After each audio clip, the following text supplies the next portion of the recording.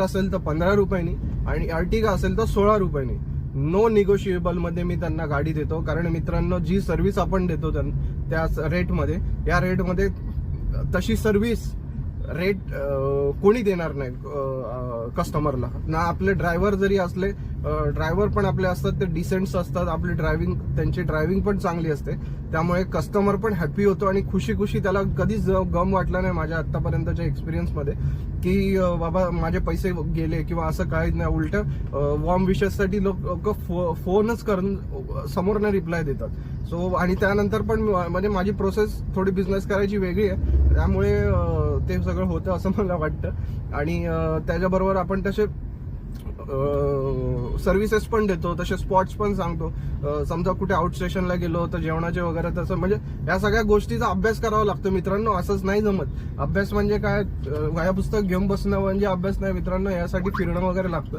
आणि मला पहिल्यापासून फिरायचा आणि खाण्याचा खूप शौक आहे मित्रांनो. त्यामुळे ही फील्ड मी काय ह्यानी नाही चूज केली, म्हणजे मजबुरी म्हणून या फील्डमध्ये नाही आलो. लहानपणापासून मला गाडीचा खूप शौक होता, त्यामुळे मी या फील्डमध्ये आलो. सो सॉरी, आपण टॉपिक कडनं भरकटतोय.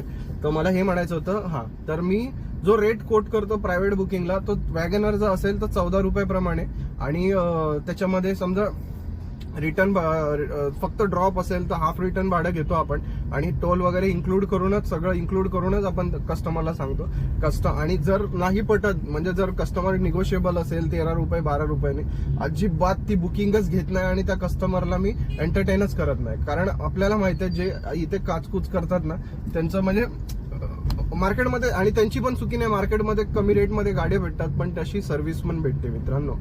आपण त्या सर्व्हिसचे पैसे देतो, तो आपण कॉस्टली नाही. जो मार्केटचा रेट आहे ते मार्केट तोडून धंदा करत नाही मित्रांनो, मी सरळ सांगतो तुम्हाला. आणि जर तुम्ही सर्व्हिस देता ना कस्टमरला, जर तुमची ड्रायव्हिंग चांगली आहे तर कस्टमर हसत हसत देतो. आणि प्रत्येक क्लास असतो कस्टमरमध्ये पण.